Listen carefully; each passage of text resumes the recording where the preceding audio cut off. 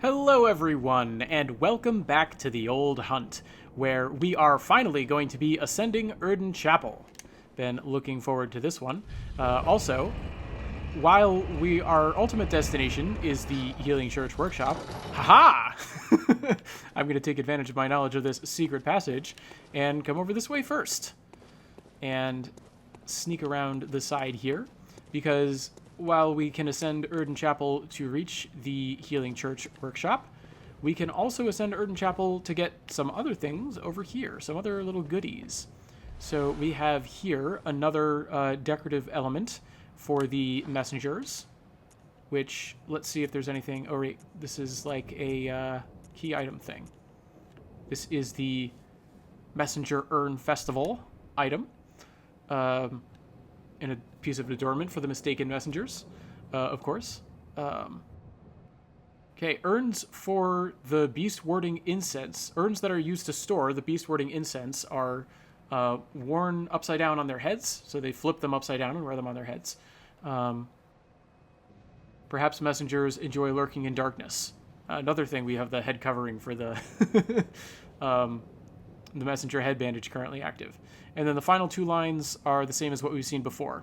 The messengers that lurk in the stump that appear to have an interest in adornment, and as it's no more than a child's playing, why not let them have some fun? You know, that whole idea. And then over here, we have a much more important item. We have the first rune we are going to obtain in our playthrough, the Formless Oedon rune. So Oedon right there is Oedon. It's the same name as this chapel. So the being Oedon is what this chapel is named for, and that being Oedon is formless, literally like without form. I don't think you can get much more literal than that. It's pretty straightforward there. And here we go. This is one of the biggest mysteries in Bloodborne, is what exactly is going on with Oedon, and this is one of the most important pieces of that puzzle. It's not the only one, it's a very important one. There aren't that many pieces of the puzzle that we get for Oedon, but let's read through some Japanese here and see what I can stumble my way through in terms of lore. Okay, so this is one of the Carol runes that is a visual representation of an inhuman sound.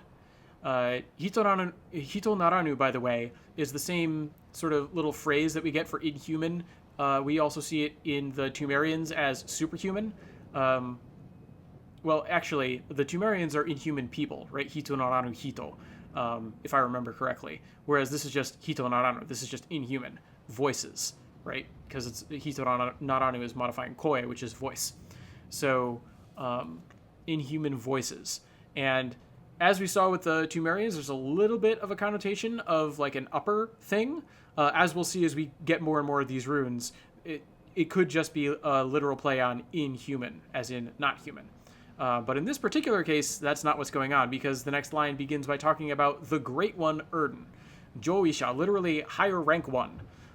Great One's beautiful translation for that, by the way. Also, rune, perfect translation for this, right? What is this? The Japanese is like a Carol letter, if you're being like a dictionary definition, right? And that image that you see right there is not a letter. That's just not what that is. It's a visual representation of a sound that has meaning. What is that? That is like the definition of a rune. So I think the English is actually more indicative than the Japanese is here. Carol runes, one of the translation wins, right? Found in translation, not lost in translation. It's a Carol rune. I think that's cool.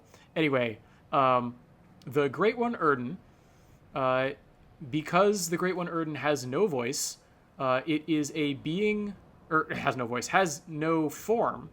It is a being that exists only in voice. Let's see. This secret letter, right? This, I don't know, lost rune, right? The idea is that these runes are unknown, right? So literally we're seeing secret before letter in the kanji in the third line there for rune. So I guess you have to know your stuff, right? Not just anyone can look at this symbol and know what it means. It's a hidden It's a hidden rune, hidden meaning, right? But anyway, this hidden rune symbolizes that. Oedon, presumably, right? The being that exists only in voice, that is Oedon, from the previous line. This rune, which is symbolic of that, increases the number of Quicksilver bullets of the one who carves, right? Or those who carve. Literally, we haven't gotten the thing that explains this, but the idea is that runes are sort of carved into the back of one's brain. And actually, we go over here. It's not under the rune category, but guess what? This is a rune, a dangling upside down rune carved into the back of one's brain. And interestingly enough, I've never actually thought about this before. In the first line here, we're seeing Sakasazuru no rune. It's just katakana for rune. Whereas the Carol runes in English are Carol letters. Interesting. I don't take back anything I said about runes being the perfect translation for Carol runes, but it is interesting to think that the Japanese is technically making a slight distinction here. They have the secret letters, the like secret visual representations of sounds that are the carols, and then we also have, separate from that, the quote-unquote rune of the hunter's mark, the rune of the hunter's mark. What does the bold hunter's mark say? I'm curious. Same thing, rune, katakana. So maybe it's a little easier to justify in English. I've always had a hard time making sense of why the hunter's mark and the bold hunter's mark say that they're runes, but they're in separate categories from the Carol runes. Well, in Japanese, they're talking about Carol letters, I guess, technically.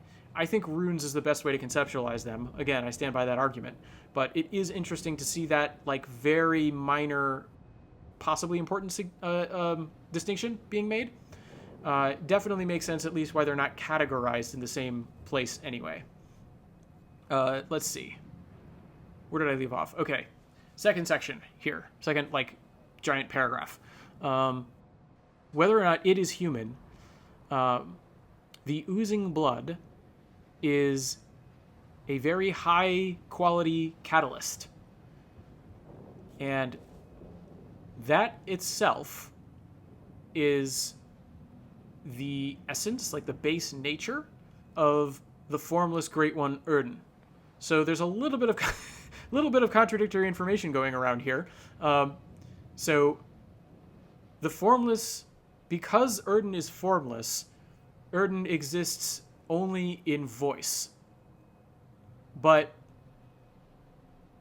the formless Great One Oedon's essence is precisely that. Now, what is that? Oozing blood that is a high-quality catalyst? Maybe Oedon is blood? We could be seeing another idea of blood as a medium, right? Where Oedon is this Great One that exists in voice, but it inheres in blood. Blood is the medium. The high-quality blood catalyst medium is the essence of Oedon, and that's sort of how it's able to maintain its existence as voice. It is a voice within the blood. Maybe. I don't know. I have no idea. Like I said, Oedon's like one of the biggest mysteries in Bloodborne. But food for thought, I suppose. Anyway, final line. As a result, Oedon is secretly seeking that. As like Oedon and Oedon's unaware believers, right? Oedon and those who, I want to say those who, like the unwitting believers. I'm not sure if it's like the believers who don't know that they believe, or the believers of Oedon who are unaware of Oedon's true purpose.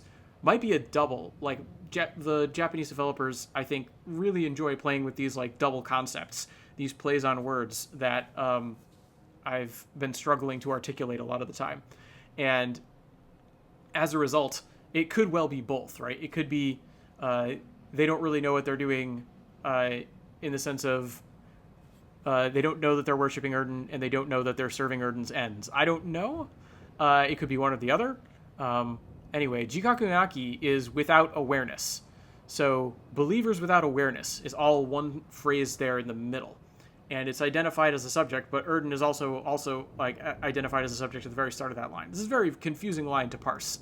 Of course it is. It's the Great One Oedon. It's the biggest mystery in Bloodborne. One of them, anyway. Bloodborne has a lot of big mysteries. And finally, the final big mystery of Oedon. Oedon is secretly seeking that. What is the that? Is Oedon seeking more of its essence, and therefore oozing blood of the highest quality? Or is it seeking something else? I don't know. It doesn't say. It just says that. What is that? What am I supposed to be? Oh boy, what a difficult rune this is to make sense of. But there it is, and fittingly enough, we find it right up here in Oedon Chapel, right? And this is, we don't have any other runes right now, but I think we're about to get another one. We'll be able to contrast it. This is a fairly high-level rune, right? It's not just a run-of-the-mill rune that we find like we do in most of the rest of the game. This is a very high-level one, so it's a significant find here, like out in the regular world. Ooh, I actually timed that roll like perfectly to not get the animation of taking damage from falling. That's kind of cool. Whew. Anyway, welcome to this episode of The Old Hunt. Boy, we started off with some very abstruse stuff. Need something of a break after that. And yes, I was running because I knew this person was here with their machine gun. Get smacked. Yeah, that's right. It's the appropriate response to getting smacked with my giant hammer. Okay, this is what I thought I remembered. I remembered there being another rune right over here. Yep. Okay, this, I didn't remember it being this rune. This is Reception. So you remember, I think it was just the last episode, I was talking about, boy, these tricky concepts really throw me for a loop. I can't remember if this was the last episode. I'm pretty sure this has to have been the last episode. This is Reception. It's the other half of the phrase, Seitai Hairyō, right? Let's go ahead and pull it up. And I can also show off the rune. You see this image, this imprint, is just much less readable than this one over here, right? You can see how like incredibly well defined and drawn out is. Also, since we're talking about the Hunter's Mark and the Bold Hunter's Mark, right? We're seeing a fainter version of this rune, and we're seeing a bolder version of this rune. And there are, like, this rune has a bolder version that we can find.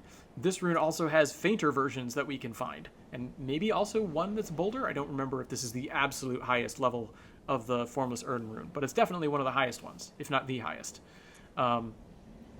But anyway, this is another important rune. Like I said, it's Reception, as in the second half of Communion, Seitai Hairyō in Japanese.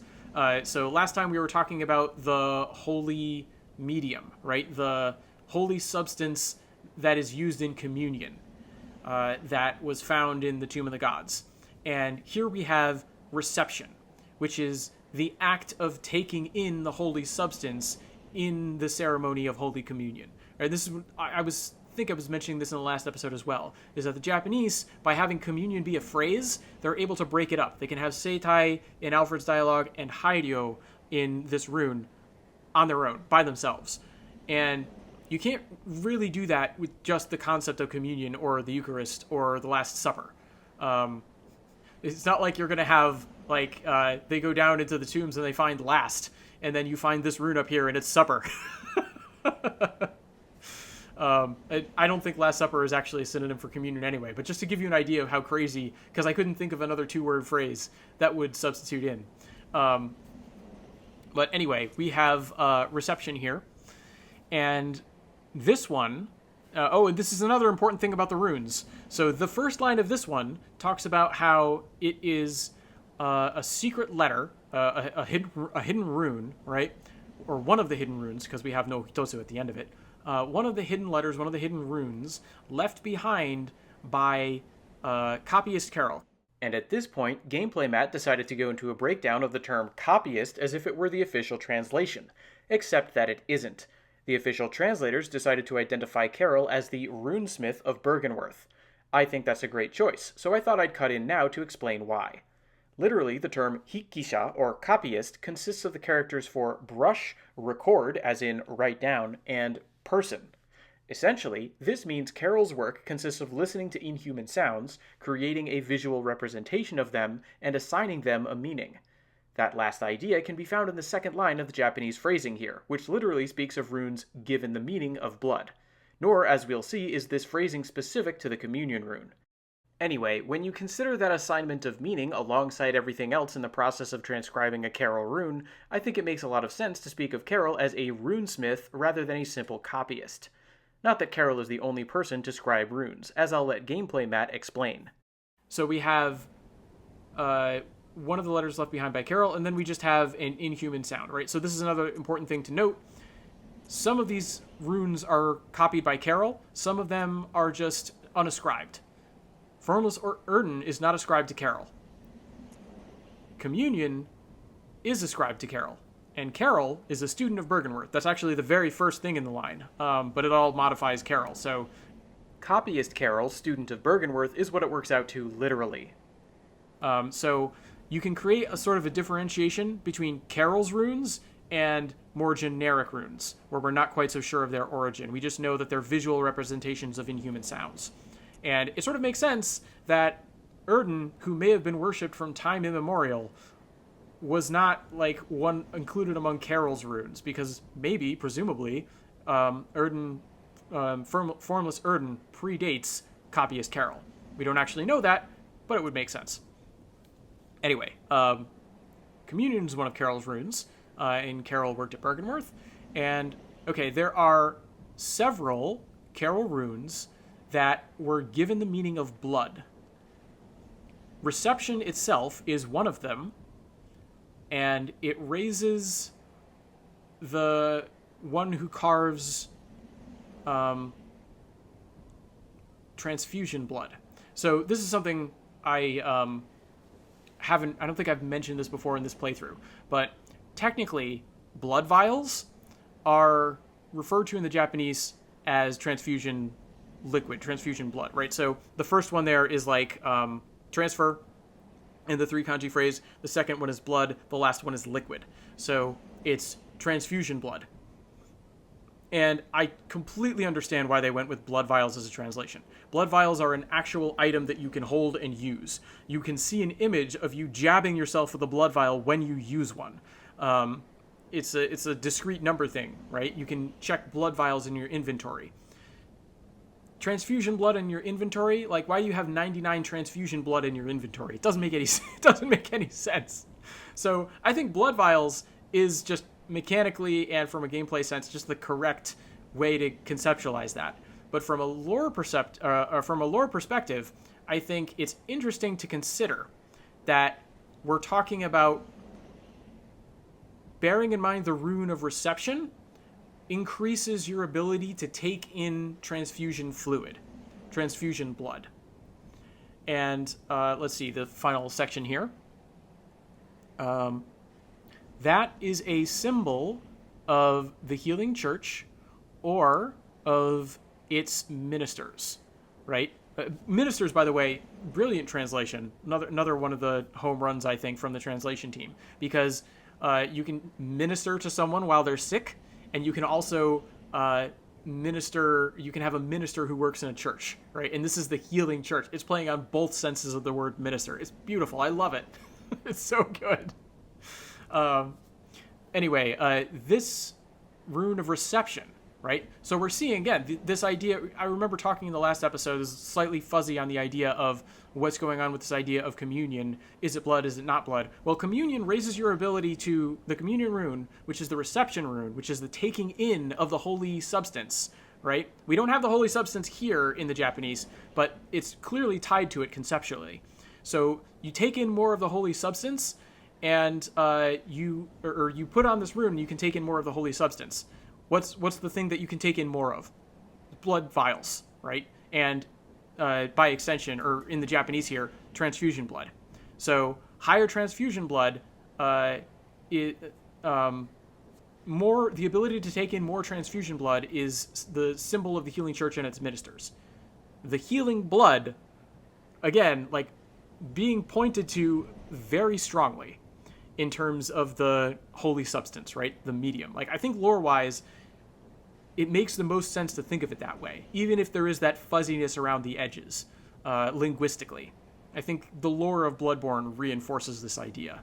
Anyway, what's the final line here? The healing, so blood healing, in other words, blood healing is, in other words, nothing other than the pursuit of reception. So look at that. Blood healing is continuing to pursue the taking in of blood. Very pointed, I think. Anyway, we can't do anything with those runes except break our brains thinking about them. If you are a lore expert and you're watching this playthrough and you have, if you think I've grossly misstated something or misled people with my understanding of those runes, feel free to speak up. Also, I wish I could attack more quickly and not have to, like, half die to this enemy before killing them.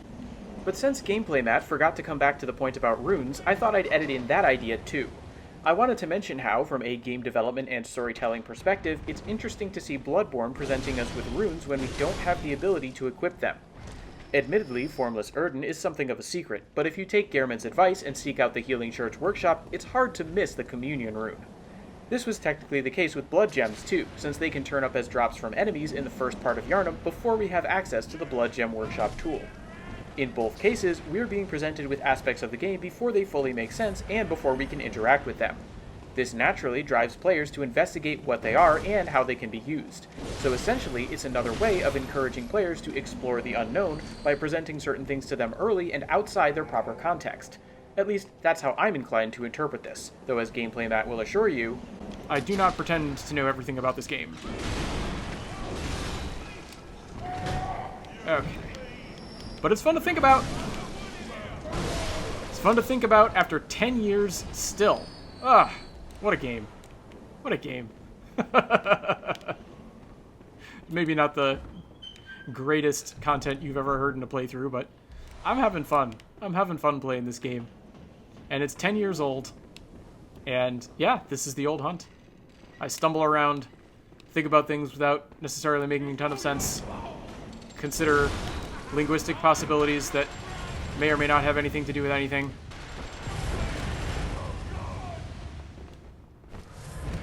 Get distracted by fighting a bunch of enemies and maybe dying. Yeah. This guy knows what it's about. It's about having fun. Alright, now from atop my perch, you die. Also, oop, I thought he would die. He did not die. You're better off dead. Excuse me. Give me some blood vials. I just farmed a whole bunch of them. Look, they go so quickly. Uh-oh. Okay, good. I have time to get my gun out so that I can properly deal with this enemy. Yeah, this is a later area, so I didn't think that would be a kill. By the way, I don't know if I called it out or if you caught it, but this area right here, let's see if I can, let's get the torch out. I still have it. This is the Healing Church workshop. You see all these weapons up here? When I first came here, I wasn't really paying attention to the lore. I wasn't paying attention to Gehrman saying Ascend Oedon Chapel. Well, actually, even if I was, he would have said Ascend to Oedon Chapel, and I would have been confused. But anyway, in the Japanese, he tells you to Ascend Oedon Chapel, and you'll find the Healing Church workshop. We get a little placard that comes up in the bottom right of the screen that tells us this is the Healing Church workshop, but also all these weapons lying around, hanging from the ceiling. All this stuff, let's go back down to the first level, because I think you can see it even more prevalent down here. This is the Healing Church workshop, and it looks it, right? So this is definitely the place that the Kirkhammer, our current weapon here, was hinting at, and also the place that Gehrman told us to go. Yep. Shoot again. Alright. Uh-oh, there's a second one. Second one in a wheelchair. Alright, one is better than two. Taking one bullet, much better than taking two. Uh-oh. That was really bad. I went flying, too. I'm not used to that. haven't upgraded my flame sprayer, or I would consider using it. Maybe I'll just use the sword. I've been trying not to knock these things down, but I don't really need the bullets. Is this guy ever going to fire? No, he's going to continually reposition. Reposition yourself off the side of the building, please. Okay. Some high-level cold blood here. Now, around one of these corners, some of these are just circular in nature. I think this one must be completely circular. But around some of these ledges, where's the doorway? It's going to be right over here. Yeah, here's the blood stain. Okay. But not all of these are fully circular. Probably I'm thinking of the one just above it here from this ladder. And where it dead ends, you can find an item. Also, I think there's a message up here. Yeah, here we go. Or not. I'm pretty sure there's a message up here. Something about... Yeah, here we go. Here we go. I was like, I think there's an important one up here. Okay. Outer space is in the sky, everybody. Did you know that? That's a very literal translation of this phrase. It's attributed to, right? We have the little sort of lines that sort of hook on the left. It hooks to the right, and then on the all the way to the right, hooks down to the left. Those little symbols are sort of the Japanese version of quotation marks, and they're enclosing the words "the choir." So the implication is that, or the holy song troupe, very literally, the implication is that the choir has left this note. Maybe, maybe not. It might just be someone decided to put the choir in quotes at the end of that phrase. It's sort of cryptic. Again, the whole nature of the way that Bloodborne is put together, but literally, outer space is in the sky. Now, the official translation for this was, the sky and the cosmos are one. And I just think that one not only sounds better, but it also makes more sense. What do you mean outer space is in the sky? Are you kidding me? I think if any player came up here and that was the message they received here, they would just be, like, bored. They would be like, what is the point of this message? They wouldn't give any significance to it whatsoever. This note does have some significance, and we're going to continue to learn more about it. The idea of the cosmos working for outer space, it works literally, and it also works mystically, right? Because Bloodborne, as we're going to see, gets very mystical. And particularly given the group that writes it and what we're going to learn about them later, I think the sky and the cosmos are one is a great translation of that. And it sort of ties in with another item description that we're going to get later on very well. The idea that the cosmos is just above our heads. I think that one is also, like, literally the outer space is just above our heads, right? So just the idea of the cosmos works better. And here's the item I was thinking of. Cool. More high-level cold blood. Excellent. And I believe this is also the top of the tower. Look at him go. Look at him go. You gonna burn anything else? Keep it up. Alright. That's what I was waiting for, the other guy to come out. I know I've got that giant boost to my blunt damage, but I'm really feeling the pain of not being able to attack quickly. So I'm gonna switch back to the little sword. This is the same thing that happened to me in my playthrough before. You're not scary at all, Mr. Plague Mask Man. Keep wheeling your chair. keep it up. Keep wheeling your chair. Oh, where'd I go? Where'd I go? There's nobody here anymore. Look at this amazing fashion sense that this enemy has. Oh, he figured it out.